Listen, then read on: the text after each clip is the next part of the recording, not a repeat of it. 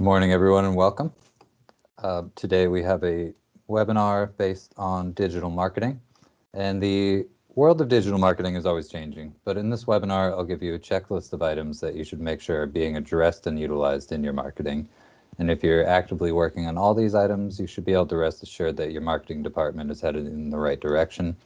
But if you hear me talking about anything that seems completely foreign to you, you might want to have a strategy discussion with your marketing folks. So to introduce myself, my name is Sean O'Riordan. I'm a marketing consultant with Spillane Consulting Associates. I started my career in the Boston ad agency world, but I've since spent over 10 years helping a lot of mortgage originators, banks, financial services firms, and real estate brokers to build out their marketing programs. And just to quickly introduce Spillane Consulting Associates, for the past 30 years, we've provided consulting services to the mortgage industry in the areas of QC, systems and technology, loan manufacturing, secondary marketing, due diligence, compliance, and more. Our goal is to establish long-lasting relationships with our clients and to continue to help them grow and strengthen their operations. Over the years, we've become adept at reconfiguring and adding new services, either by recruiting top talent or reallocating the experts we already have on staff in order to make sure that we're providing exactly the services that lenders need in any given market. This being said, a market downturn like the one we're in can be the perfect time to take a moment and make sure that your marketing programs have a solid foundation. So today we're going to cover a few different marketing related topics. First is brand, then we'll get into email marketing, different ways you can segment your audience, web design, social media marketing, and then some digital ad. So to begin, I want to start things off by talking about the importance of brand. Your company has a set of core values agreed upon by your staff and a true core reason for and motivation for doing business. This is true whether you or the other members of your organization can explicitly state these core beliefs or not. You also have a set of core competencies and strengths as well as weaknesses as compared to competing firms. All these things need to be considered in developing your brand's identity. Too many mortgage originators have survived for years without cultivating a firm understanding of these things. They've seen volume created by LO sales skills alone, but as digital advertising and digital origination channels themselves become increasingly pivotal in the industry because of their higher potential for high margins, the more companies will see measurable adverse impact stem from a lack of well-developed core brand. And questions you should ask yourself include, who are we? What do we believe? Why do we do what we do? What do we do best? What do customers appreciate about us? Your answers to these questions should be used to inform an effective brand statement. The last question about your customer perception is paramount. Say, you invest heavily in technology in an effort to lead the market in terms of technical capabilities, but you haven't made your customers' user experience with your platforms run smoothly, and clients are often frustrated by a clunky back end and design.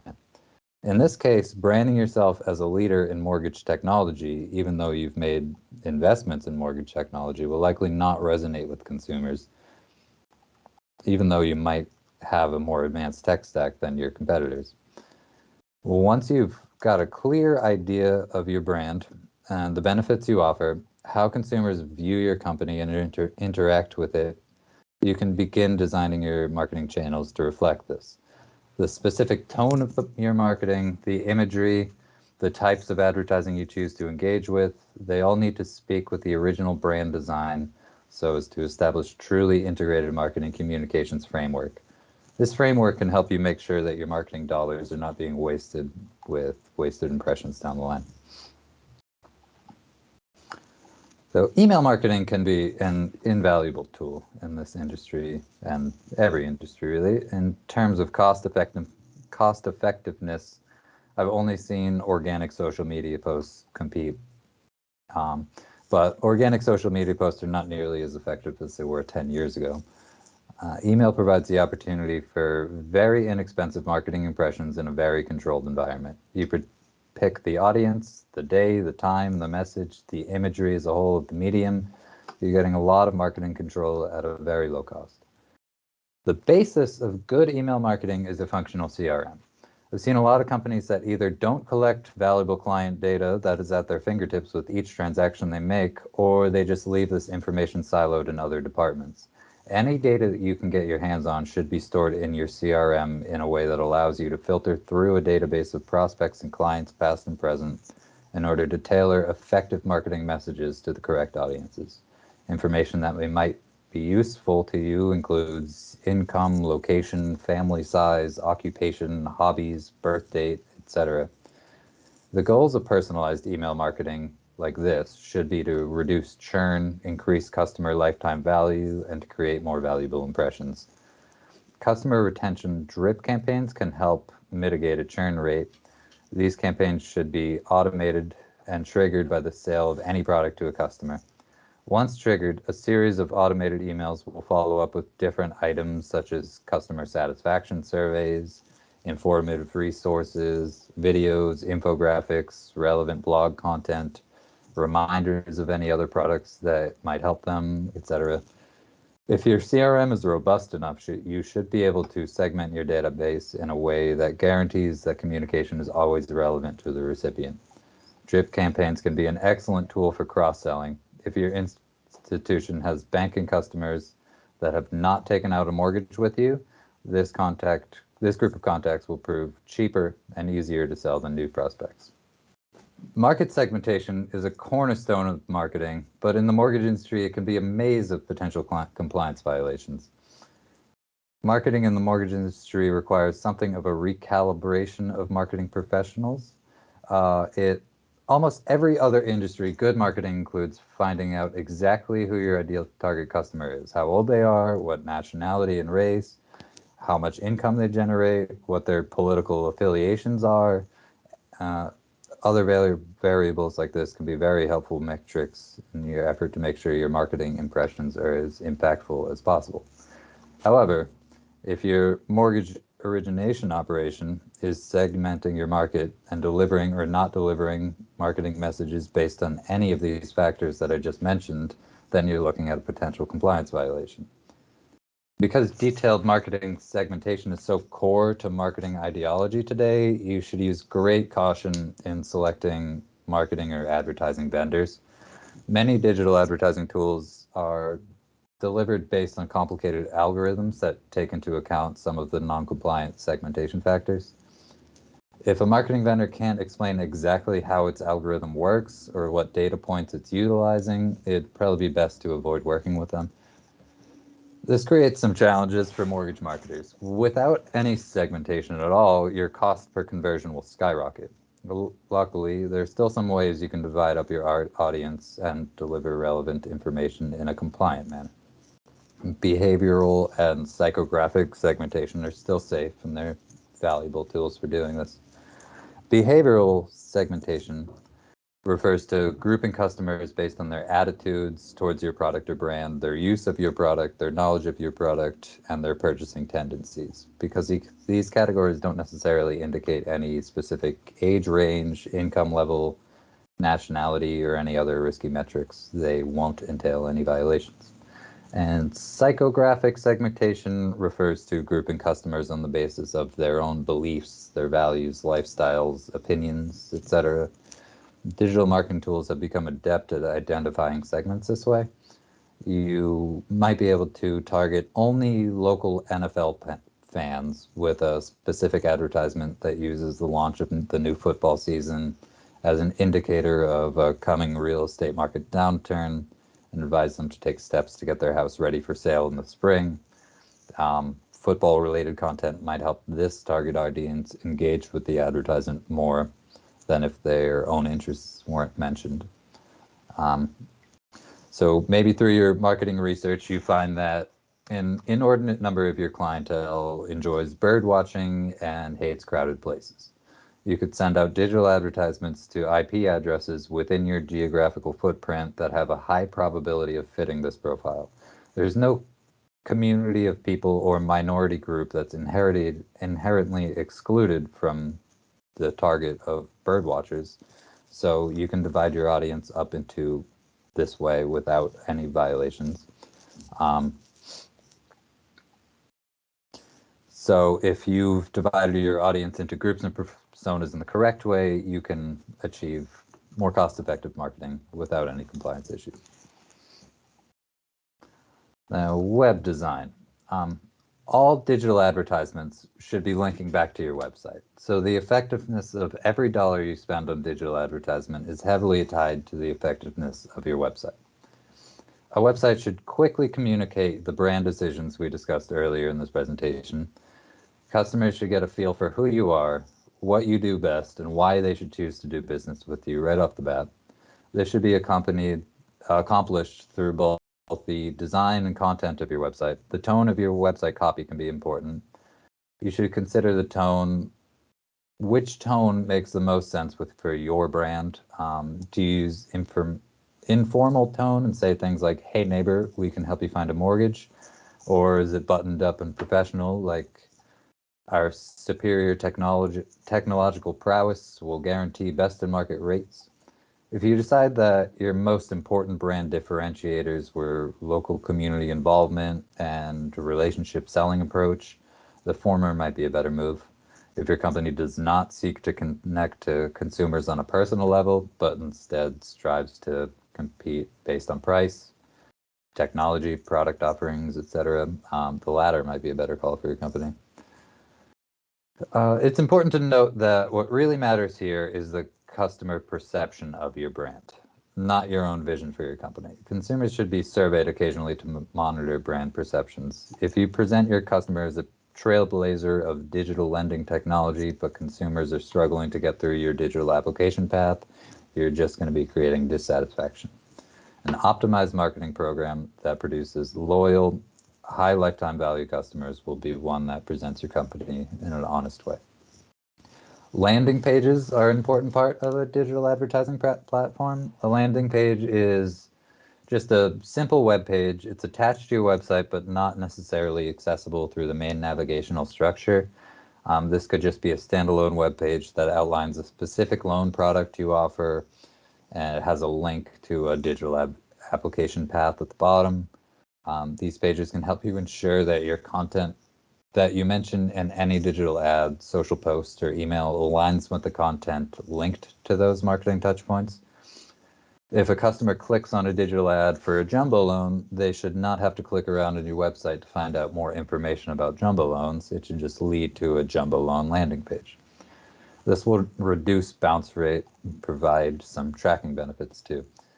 Bounce rate measures how many people visit your website and then leave immediately without interacting. As a general rule of thumb, you should make sure your bounce rate stays below about 70%, but ideally you should be targeting 20 to 40%.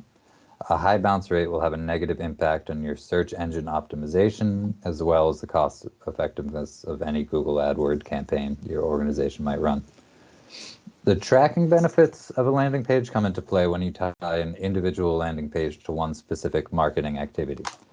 Some marketing channels offer their own tracking mechanisms, like a Facebook post will show you exactly how many impressions and clicks it's generated, but it can be difficult to track the effectiveness of some campaigns, such as direct mail pieces.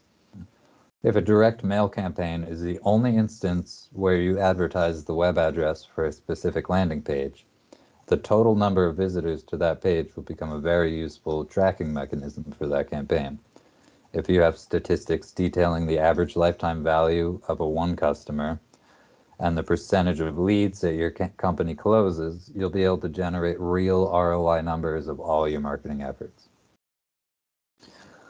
Another website good idea is to create a blog page. You should consider creating one in which you continually add new content. This can have several benefits.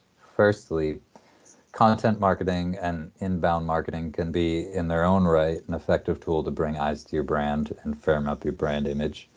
And at the same time, continuous website updates that include new inbound and outbound links, and most importantly, content that includes specific keywords will help improve your website search results. Search engine optimization is a process that takes time, but dedicated continuous effort like this will yield results. If you plan to use Google Ads, which I recommend that you do because I've seen some of the lowest cost per click rates in my career come from this channel, the keywords you select here for these Google Ad campaigns should inform your blog content, crossover in the content of your blogs, and the keywords you're choosing will actually serve to lower the cost of your Google Ad campaigns. I want to note that I've been calling this a blog, but the specific type of content does not matter as much as the subject matter. You could be writing 10-page articles, creating infographics, recording videos, provided that the videos have a text description with them. You could be posting quizzes, linking case studies, or whatever other creative content options you think will engage your customer base. If it's updated regularly and contains appropriate keywords, then your efforts will be worthwhile. Another key aspect of digital advertising is social media. You'd be remiss not to establish a comprehensive social media strategy as an organization. There are huge audience retention and engagement benefits that can result from free organic social media activity. There's also tremendous potential for audience expansion that could be achieved through paid social media ads. I've read that 78% of loan officers that use social media marketing outperform their peers. So it is important to be on the platform. Facebook is a very helpful tool for mortgage industry. The older audience on this platform fits very well with the typical home shoppers, and the structure of the site allows for diverse and engaging post formats. Facebook Ads offers special ad audiences, is what they call it, that make use of behavioral targeting, geographical targeting by zip codes, and several other metrics that can actually be used for compliant audience segmentation and targeting in the mortgage industry. These tools have a massive benefit of Facebook's huge database. They can allow you to perform very sophisticated data-backed marketing without requiring that you get your own functional marketing database set up, which is something that I highly recommend you do for your own company, but it can be a lengthy road to viability there. So in the meantime, you can take advantage of Facebook's data. As far as organic Facebook posts go, you should strive to offer interactive content. Games and quizzes do very well on this platform, and any engagement you can drum up will result in greater visibility for your brand. Organic posts are a good way to keep your existing community of customers and prospects engaged with your brand, while boosting posts can be used to grow this community. It's especially important that you pay close attention to your tone on social media marketing. Each platform has a different audience, and they'll respond to a different messaging. Trial and error can lead to improved messaging on each social media platform. You should be striving to make relevant and timely posts. Any news articles or news events generate interest. Specific client benefits can be sprinkled into your social media post in order to increase your conversion rate. An example of this could be making a Facebook post with a photo of a client and an LO smiling, and a caption that explains, "Client X here just saved $500 a month on a refi." If you can, you should try to frame these posts as more of a congratulations to the client than to your own brand. That way you can ensure that you achieve the same brand boosting effect without coming across too braggy.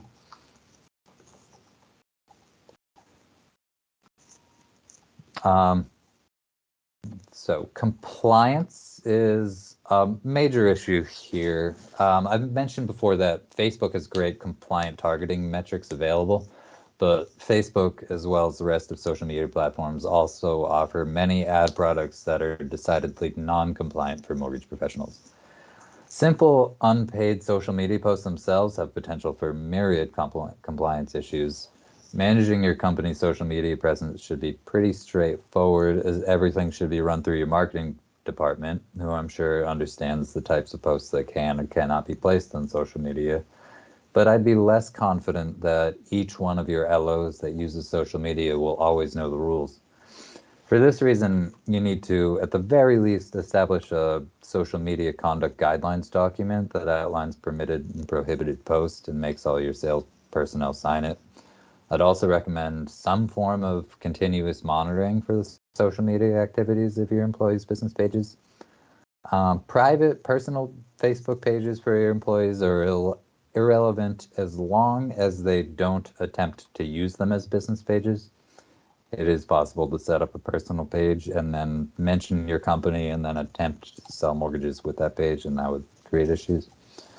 There's some tools out there that can help you manage the massive project that is monitoring all of your employees' social media activities, such as Surefire Mortgage Marketing Engine from Black Knight is a great tool for both keeping track of your social media presence as a whole, but also for actually generating compliant posts that you can schedule out. One common problem I see on branded social media posts is a lazy call to action in which each post ends with the same text that just reads something like, "Call me for a quote." And this will likely not be optimized to generate the most leads. You can mix up your call to action by asking your audience to comment below what you think about this topic, or you could work in a contest and have your call to action at the end of a post be something like, "Please like and share for a chance to win."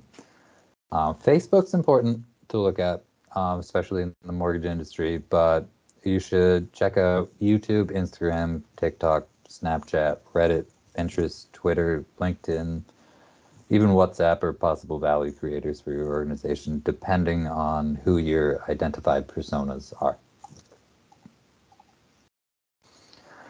There are a lot of enticing digital ads and products popping up every day.